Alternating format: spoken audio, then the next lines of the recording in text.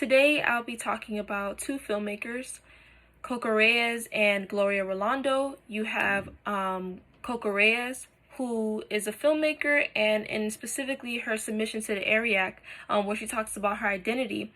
You could see through the video her raw feelings, her raw affection into how she identifies herself, not just only being a Latino woman, but who she comes from and who she is. If you notice in the video, she talks about her lineage. She talks about even the names, who she got her names from. You know, she got her name from a man and a woman.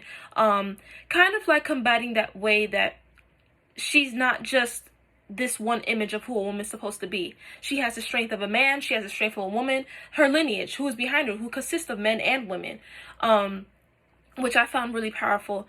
And she really just touches up on that with her identity at the end, just saying it's not about any of that, really. It's really about who I am. I am who I am.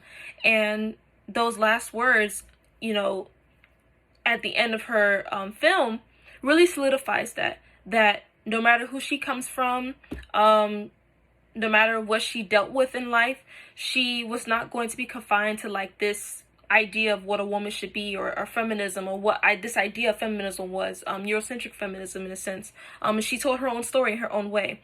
And you know, coming from a background where, you know, she was into the arts, her parents looked down upon that. She continued to strive. She continued to push, and she's continued to tell her truth of who she was.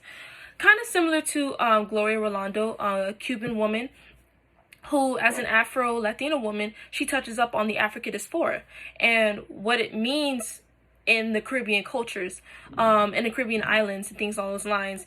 And her specific film, Reshipment, she talks about that, and she talks about how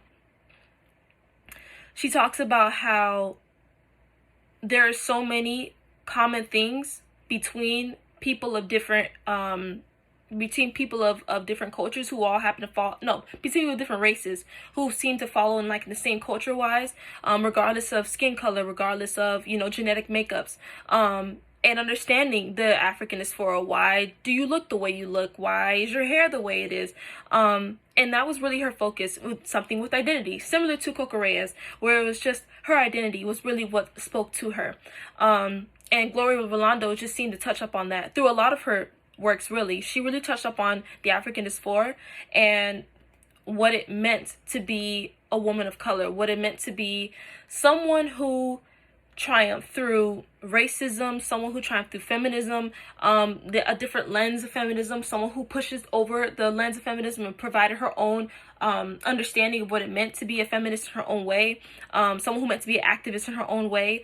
And I think that's really what I got when I saw a lot of works between Coco Reyes and Gloria Rolando, was that they had their own ways of explaining their own stories, their own identities, their own raw, authentic ways of understanding who they were, and giving us a piece and a peek of their lives.